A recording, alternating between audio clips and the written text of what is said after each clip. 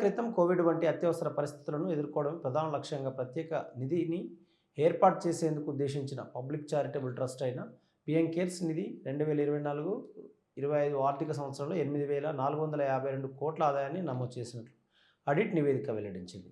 అయితే ఇందులో నుండి వెచ్చించిన మొత్తం కేవలం 87,000 లక్షలు, అంటే మొత్తం నిధులలో 1% కంటే తక్కువ కావడం గమనార్హం. పిఎం కేర్స్లో వెబ్సైట్లో అందుబాటులో ఉన్న ఈ నివేదిక ప్రకారం క్లోజింగ్ బ్యాలెన్స్లో అత్యధిక వాటా 7,846 కోట్ల ఫిక్స్డ్ డిపాజిట్లేదేనని తేలింది. ఈ ఫిక్స్డ్ డిపాజిట్లపై వచ్చిన వడ్డీ ద్వారా ఆ సంవత్సరంలో నిధికి 469 కోట్ల ఆదాయం సమకూరింది. తద్వారా ఇది ఆదాయంలో పెద్ద వనరుగా నిలిచింది. విరాళాలు తగ్గినప్పటికీ భారీ డిపాజిట్ల కారణంగా నిధి గణనీయమైనటువంటి రాబడిని పొందగలిగింది. ఇదే సమయంలో దేశీయ విరాళాలలో తగ్గుదల కనిపించింది. గత ఆర్థిక సంవత్సరంలో పోలిస్తే ఇవి 681 కోట్ల నుండి 479 కోట్లకు తగ్గాయి. ఈ కాలంలో విదేశీ విరాళాలు 92 లక్షలుగా నమోదయ్యాయి.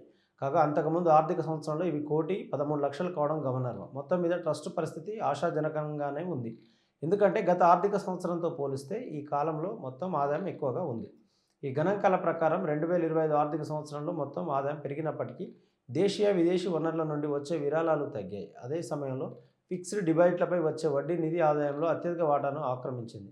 ఖర్చుల విషయానికి వస్తే 2024లో 15 కోట్లుండగా వ్యయం 2025 ఆర్థిక సంవత్సరంలో 87 లక్షలకు భారీగా తగ్గింది. ఈ నివేదికలు బహిర్గతమైనప్పటి నుండి సోషల్ మీడియాలో దీనిపై పెద్ద ఎత్తున చర్చ జరుగుతుంది.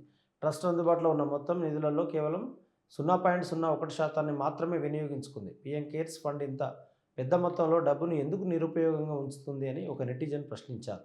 విపత్తుల సమయంలో పౌరులకు సాయం చేయడానికి ఏర్పాటు చేయబడిన ఈ నిధి వేల కోట్ల రూపాయలను పోగు చేసుకున్నప్పటికీ రహస్యంగా ఉంచారు. ఇప్పటికీ నిధుల మూలాలపై ఎలాంటి సమాచారం అందుబాటులో లేదు.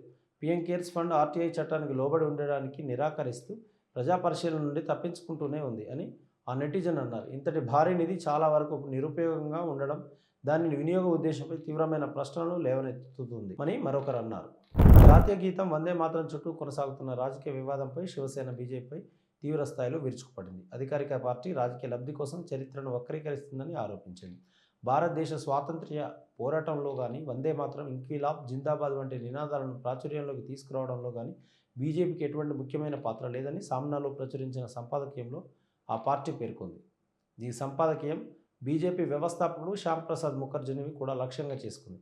బ్రిటిష్ పాలనలో బెంగాల్ క్యాబినెట్తో ఆయనకున్న సంబంధాన్ని ఎత్తి చూపుతూ క్విట్ ఇండియా ఉద్యమానికి వ్యతిరేకంగా కఠిన చర్యలకు మద్దతు ఇచ్చారని ఆరోపించింది. ప్రతిపక్ష నాయకుల నుండి క్షమాపణ కోరడానికి బదులుగా స్వాతంత్ర్య పోరాట సమయంలో బీజేపీ ప్రవర్తించిన తీరుకు ఆ పార్టీ క్షమాపణ చెప్పాలని శివసేన తెలిపింది.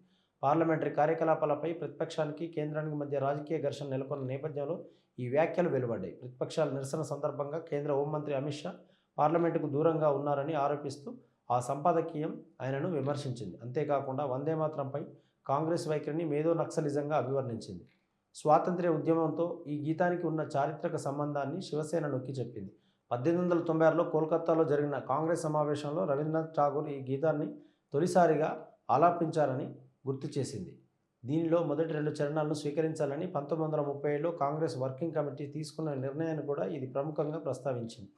పాత పార్లమెంటు భవనం స్థానంలో కొత్తది నిర్మించడంపై ప్రధానమంత్రి నరేంద్ర మోడీని విమర్శిస్తూ స్వాతంత్ర్యం వచ్చిన తర్వాత దశాబ్దాల పాటు ఆర్ఎస్ఎస్ తమ కార్యకలాపాల వద్ద త్రివర్ణ పతాకాన్ని ఎగరవేయలేదని సంపాదకీయం ఆరోపించింది.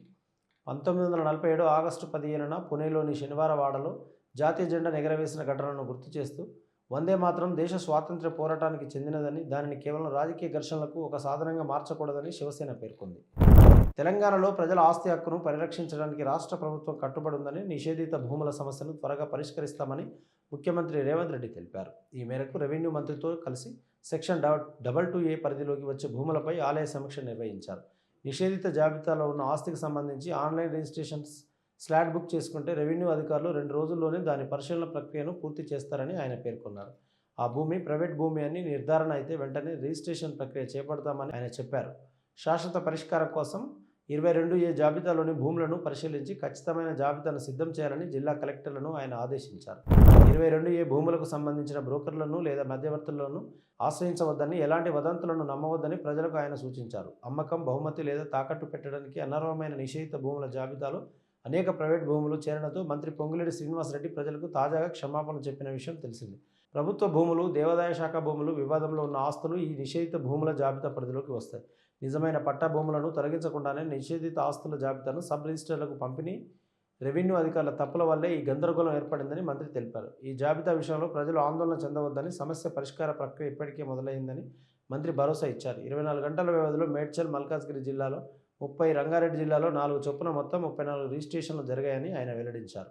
గత ప్రభుత్వ హయాంలో వివిధ ప్రభుత్వ ఉత్తర్వులు, మెమోల ద్వారా క్రమబద్ధీకరించిన ప్రైవేట్ భూములు, అలాగే హైకోర్టు, జీహెచ్ఎంసీ నుండి అనుమతులు పొందిన స్థలాలు ఆన్లైన్ అప్లోడ్ ప్రక్రియలో సాంకేతిక లోపాల కారణంగా 22A జాబితాలో చేరిపోయాయని ఆయన వివరించారు. వాస్తవ వార్తలకు ప్రమాణం టీవీ వర్తమానం. ఈ వార్తలు ఇంతటితో సమాప్తం. మరిన్ని విశేషాలతో మళ్ళీ కలుద్దాం. నమస్కారం. లైక్ చేయండి, షేర్ చేయండి, కామెంట్ చేయండి. వర్తమానాన్ని ప్రజలకు తీసుకెళ్ళండి.